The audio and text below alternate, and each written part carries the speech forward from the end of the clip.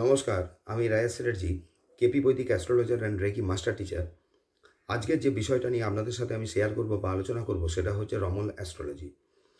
রমল astrology actually জিনিসটা কি, কোথায় এর উৎপত্তি বা এর বেনিফিট কি, এখান থেকে আমরা কি কি জানতে পারি বা কি কি বিচার করতে পারি। দেখুন,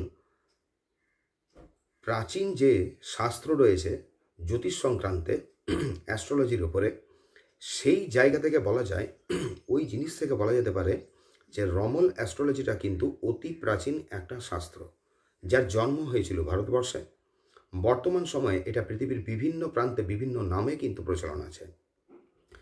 আরবিয়ান কান্ট্রি সাইডে একটা অন্য কোনো নামে প্রচলন আছে, ধরুন যেরকম ইউরোপে এর ব্যবহার হয়ে থাকে, এবং ভারতবর্ষে বর্তমান সময়ে এর প্রচার কিন্তু প্রচুর, কারণ এখান থেকে প্রচুর বেনিফিট পাওয়া যায় বা এক্স্যাক্ট কোশ্চেনের উত্তর পাওয়া যায়। তো আজকে এই রমল অ্যাস্ট্রোলজির উপরে ছোট একটা ভিডিওর মাধ্যমে আমি আপনাদের সাথে শেয়ার করব যে এইটা অ্যাকচুয়ালি কি, এর মধ্যের জিনিসগুলো কি। দেখুন, রমল অ্যাস্ট্রোলজি এমনই একটা অ্যাস্ট্রোলজির পার্ট বলতে পারেন, বা একটা অ্যাস্ট্রোলজির বিদ্যা, যেটা দিয়ে আমরা আমাদের দৈনন্দিন জীবনের যে কোনো প্রশ্নের উত্তর পেতে পারি। এক নাম্বার, তার সাথে আমরা যে কোনো ক্লায়েন্ট বা কাস্টমার যাদের আসছে, ধরুন তাদের যে বিভিন্ন প্রশ্নাবলী থাকে তাদের জীবন সংক্রান্তে, সেই প্রশ্নের সঠিক সময় অনুসারে, না কি খালি ওই প্রশ্নের আমরা উত্তর দিতে পারি, নির্দিষ্ট কোন টাইম পর্যন্ত জিনিসটা ঘটতে পারে সেটা কিন্তু আমরা এই শাস্ত্রের মাধ্যমে প্রেডিক্ট করতে পারি। এই যে বিদ্যাটা আছে, এখানে যে দুটো উপকরণের ব্যবহার হয়ে থাকে, যেরকম অ্যাস্ট্রোলজিতে যখন আমরা কোনো কারোর ডেট অফ বার্থ নিই, টাইম অফ বার্থ নিই আর প্লেস অফ বার্থ নিই একটা তার ন্যাটাল চার্ট বানানোর জন্য, ঠিক একই রকমভাবে রমল অ্যাস্ট্রোলজিতে কিন্তু তার একটা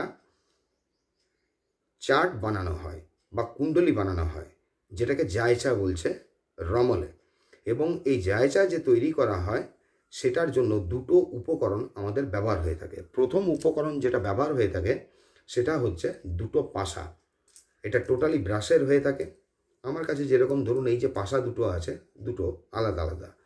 আবার অনলাইনে দেখলে দেখতেও পাবেন যে একটা হ্যাঙ্গার সমেতেও এই পাশাটা থাকে। সেকেন্ড যে উপকরণটা ইউজ হয়ে থাকে এখানে আপনার, সেটা হচ্ছে 16টা কার্ড। এই ধরনের কার্ড থাকে 16টা। কিন্তু এই কার্ডের একটা বিশেষত্ব কি থাকে, যারা ট্যারো রিডিং করেছেন ওশোজেনে বা ধরুন ব্রাইডারে, ওইখানে কিন্তু কার্ডে আমরা চিত্রলিপি যেটা থাকে, চিত্রলিপি থেকে কিন্তু প্রেডিক্ট করি। তার সঙ্গে আরও অনেক কিছু থাকে এখানে। ধরুন এখানে কিন্তু কোনো চিত্রলিপি নেই। এখানে যেগুলো দেওয়া থাকে আপনার, এই যে দাগ রয়েছে, পয়েন্ট রয়েছে, লাইন রয়েছে, ধরুন পয়েন্ট রয়েছে, এগুলোকে ফেস বলছে। এই দুটোর সাহায্যে আমরা অ্যাকচুয়ালি যখন কোনো প্রশ্নকর্তা প্রশ্ন করছেন সেই প্রশ্নের পরিপ্রেক্ষিতে আমরা এখানে পাশা কিংবা কার্ড ইউজ করে একটা তার জায়চা মানে কুণ্ডলী বানায়। এবং এই যে কুণ্ডলীটা তৈরি হয়ে থাকে, এটা তৈরি হয় আপনার 16টা হাউসের, যেখানে আমাদের বৈদিকে বলুন বা কৃষ্ণমূর্তি পদ্ধতি বলুন বা ভৃগুনন্দী নাড়ি, এখানে যখন আমরা কারুর প্রশ্নের উত্তর দিচ্ছি, যে ন্যাটাল চার্ট, যে চার্টটা আমরা তৈরি করছি, তার জন্য প্রয়োজন থাকছে আপনার time of birth, place of birth আর তার জন্ম তারিখ। ওই অ্যাঙ্গেল থেকে যদি বিচার করে দেখি, তার সঙ্গে বিচার করে দেখি এটা কোথায় সহজ। এখানে কোনো ব্যক্তির জায়চা মানে জন্মকুণ্ডলী বানানোর জন্য, মানে এখানে প্রশ্নকুণ্ডলী হয়। এখানে কিন্তু কোনো ব্যক্তির জন্মকুণ্ডলী তৈরি হয় না, প্রশ্নকুণ্ডলী তৈরি হয়। প্রশ্নকুণ্ডলী তৈরি করার জন্য না আমাদের ডেট অফ বার্থের প্রয়োজন হয়, না আমাদের টাইম অফ বার্থের প্রয়োজন হয়, না আমাদের প্লেস অফ বার্থের প্রয়োজন হয়। খালি যে দুটো জিনিসের প্রয়োজন হয়ে থাকে, যদি ব্যক্তি সশরীরে উপস্থিত থাকেন ওই ব্যক্তিকে প্রয়োজন হয়ে থাকছে। আদারওয়াইজ যদি কোথাও অনলাইনে আমরা প্রেডিকশন করছি, ব্যক্তির নামের সঙ্গে ব্যক্তির একটা ফটো, মানে কার আমি এটা করতে যাচ্ছি। কৃষ্ণমূর্তি পদ্ধতির সঙ্গে, মানে কৃষ্ণমূর্তি পদ্ধতিতে আমাদের যেরকম হোরারি হয়, হোরারিতে পার্টিকুলার যে কোনো একটা কোশ্চেন নেওয়া হয় এবং ওই কোশ্চেনের উত্তর দেওয়া হয়। সেই কোশ্চেনটা মেবি পসিবল হতে পারে প্রজেন্সি রিলেটেড, আপনার প্রপার্টি রিলেটেড, বাইং সেলিংয়ের ক্ষেত্রে হয়ে থাকে, ভেহিকেল হয়ে থাকে, যে কোনো ল্যান্ড ডিসপিউট বা কোর্ট কেস হোক, যাবতীয় প্রশ্ন আমরা যেরকম নিতে পারি, ঠিক রমল অ্যাস্ট্রোলজিতে ঠিক একইভাবে কিন্তু যে কোনো প্রশ্নের উইথ টাইম অ্যান্সার দেওয়া যায়, যে ঘটনাটা ঘটবে কি ঘটবে না। ফার্স্ট ধরুন কেউ যদি ম্যারেজ রিলেটেড আপনার কাছে কোশ্চেন করতে আসছে, ফার্স্ট এখান থেকে যে জায়চা বানানো হয় কি দেখা হয়, ম্যারেজ আদৌ প্রমিস কিনা। ফার্স্ট যদি জিনিসটা প্রমিস আছে, তার ঘটবে লাইফে, তাহলে তার টাইম কি হতে পারে, এতটা অবধি কিন্তু খুব সঠিকভাবে প্রেডিকশন করা যায়। অ্যাস্ট্রোলজির সঙ্গে এখানে যে জায়গাটায় একটা জায়গায় পার্থক্য হচ্ছে কোথায়, ওইখানে আমরা বিচার করে থাকি লগ্নাদি, যেটা দ্বাদশ ভাব রয়েছে, মানে 12টা ভাবের হয়ে থাকে, মানে লগ্ন ভাব, দ্বিতীয় ভাব, তৃতীয় ভাব, চতুর্থ ভাব, পঞ্চম করে দ্বাদশ 12টা ভাব আসে। ঠিক একইভাবে যখন রমলে কোনো কুণ্ডলী তৈরি করা হয়, জায়চা বানানো হয়, এখানে বানানো হয়ে থাকে কিন্তু 16টা হাউস, মানে 4টে হাউস এক্সট্রা। এই 4টে হাউস থেকে কিন্তু ওই ব্যক্তির আপনার ব্যক্তিত্ব, তার চরিত্রের বর্ণনা পাওয়া যায়। আরও বিভিন্ন জিনিস, ধরুন তার লঞ্জিভিটি এবার বুঝে যান লঞ্জিভিটি বলতে আমি কি বলতে চাইছি। লঞ্জিভিটিতে তার লঞ্জিভিটি কীরকম সেটাও প্রেডিক্ট করা যায়, তার ধনভাব কীরকম সেটা প্রেডিক্ট করা যায়, তার সহজ বা বন্ধুত্ব ভাব কীরকম সেটা প্রেডিকশন করা যায়, তার সন্তানাদির যোগ আছে কিনা সেটা প্রেডিক্ট করা যায় উইথ রেমেডি। এখানে যদি কেউ কোশ্চেন করেন এখানে কি কোনো রেমেডিয়াল পার্ট হয়, এখানে যে রেমেডিয়াল পার্টটা হয় সেটা হয় কিন্তু এলিমেন্টের উপরে। কারণ যখনই আপনার এটা অ্যাস্ট্রোলজিক্যাল পার্ট বলা হচ্ছে এবং উৎপত্তি ভারতবর্ষে, এবং এটা অ্যাস্ট্রোলজি টোটালি রিলেটেড, অ্যাস্ট্রোলজির এই যে 12টা ধরুন আমাদের ঘর থাকে, অগ্নি, পৃথিবী, বায়ু, জল, এখানে কি এই অগ্নি, পৃথিবী, বায়ু, জল হচ্ছে 4টে আপনার তত্ত্ব।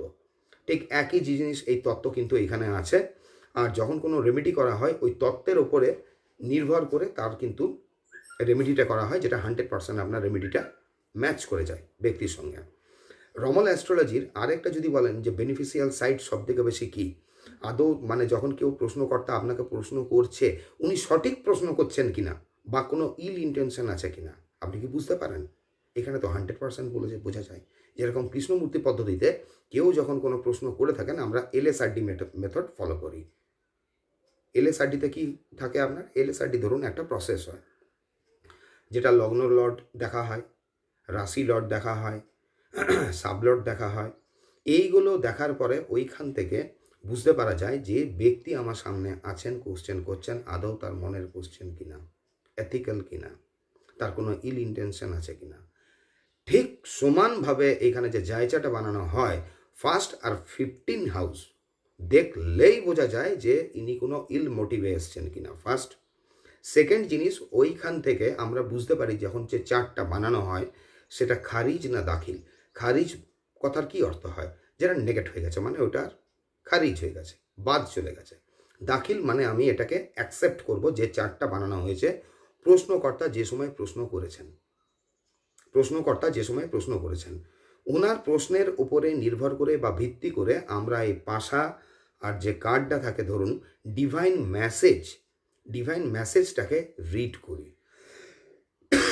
এখানে আদৌ কোনো ডিভাইন মেসেজ আমার আসছে, আর ডিভাইন মেসেজটা যদি এসছে, কি মেসেজ দিয়েছে ডিভাইন, এটা খারিজ না দাখিল। ফার্স্ট যদি চার্ট ধরুন খারিজ বিভিন্ন ক্ষেত্রে হতে পারে, একটা হতে পারে আপনার যদি কোনো উনি ইল মোটিভে এসছেন, সেকেন্ডলি হতে পারে ওনার মনে এক প্রশ্ন ছিল, উনি মুখে এক কোশ্চেন করেছেন, তখন কিন্তু জিনিসটা খারিজেই দেখা যায়, ম্যাক্সিমাম ক্ষেত্রে খারিজই বেরিয়ে যায়, এটা 100% ম্যাচ করে।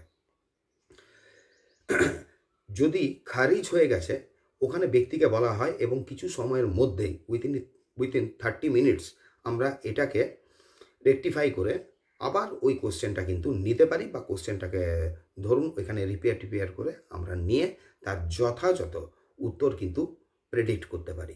রমল অ্যাস্ট্রোলজিতে যে চার্ট বা কুণ্ডলিটা বানানো হয়ে থাকে, এটা যেরকম আমি বললাম পাশা বা যে কার্ডটা দেখালাম, কার্ডের এখানে দেখবেন ডট আর লাইন দেওয়া আছে, ডট আর লাইন। তো এইখান থেকে যেটা ক্যালকুলেশন করে আপনার ওর যে চার্টটা, প্রশ্নকর্তা যিনি যে সময়ে প্রশ্ন করেছেন ওই সময়ে ওনার প্রশ্নের ভিত্তিতে যে চার্টটা তৈরি করা হয়, এর প্রসেসটা এতই সহজ যেটা 10 থেকে 12 বছরের কোনো একটা বাচ্চা ছেলেও রেডি করে দিতে পারবে। মানে কারুর মনে যদি কোশ্চেন থাকে যে ন্যাটাল চার্ট ওইভাবে ধরুন কোনো সফটওয়্যার তো প্রোভাইড এখানে হয় না, টোটালি ম্যানুয়ালি নিজেকে নামাতে হয়, এটা পারবেন কি না পারবেন, খুব ইজি প্রসেস। ধরতে পারেন বীজগণিতের সেই আমাদের একটা ফর্মুলা ছিল যে প্লাসে প্লাসে প্লাস, মাইনাসে মাইনাসে প্লাস, প্লাসে মাইনাসে বা মাইনাসে প্লাসে মাইনাস। এই থিওরিটা এখানে বলতে পারেন যে অ্যাপ্লাই হয়ে থাকে। প্রপার্টি রিলেটেড থেকে আরম্ভ করে যে কোনো জিনিসের ক্ষেত্রে যদি সঠিক উত্তর পেতে চাই আমরা, রমলের ওপর আমরা কিন্তু ভরসা করতে পারি।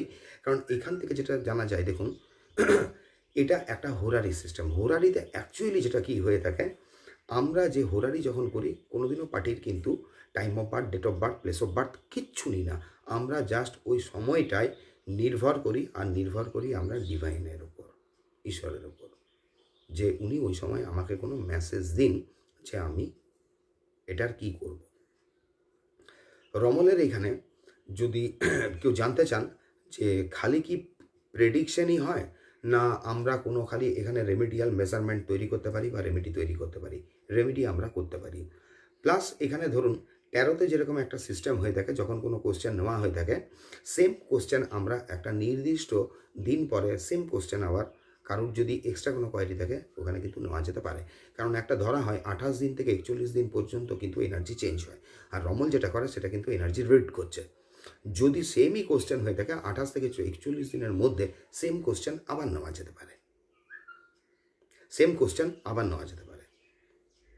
আমাদের যদি অনেক সময় কোশ্চেন হয়ে থাকে কোনো জিনিস যদি আপনার চুরি হয়ে গেছে বা হারিয়ে গেছে, ওটা কোন ডাইরেকশনে গেছে, বা এখানে কোন ব্যক্তি ইনভলভ ছিল, তিনি দেখতে কীরকম, রমল এতটা কিন্তু পর্যন্ত প্রেডিক্ট করতে পারে যে জিনিস যদি চুরি হয়েছে ওটা কোন ডাইরেকশনে গেছে, সে বাচ্চা বুড়ো কী ধরনের ব্যক্তি, তার হাব ভাব চালচলন বা চারিত্রিক গুণাবলী এতটা দূর অবধি রমল কিন্তু হিট করে যায়। এটা একটা খুব প্রাচীন বিদ্যা। তো যাই হোক, আজকে এই পর্যন্ত আপনাদের সাথে আমি শেয়ার করলাম। নেক্সট এর ভিডিওতে আমি বলবো আপনাদেরকে এখানে রমলে টোটাল জিনিসটা জেনে নিলে বা রমল বিদ্যাটা শেখার পরে আমাদের বলতে পারেন যে পাশা আর কার্ড, উইদাউট পাশা কার্ডেও কিন্তু আমরা প্রেডিক্ট করতে পারি। তো প্রেডিকশনটা আমরা কীভাবে করতে পারি, তো সেটার কি পদ্ধতি থাকে, আজকে এই পর্যন্তই রাখলাম। আবার নতুন ভিডিওতে আপনাদের সঙ্গে আমার দেখা হবে।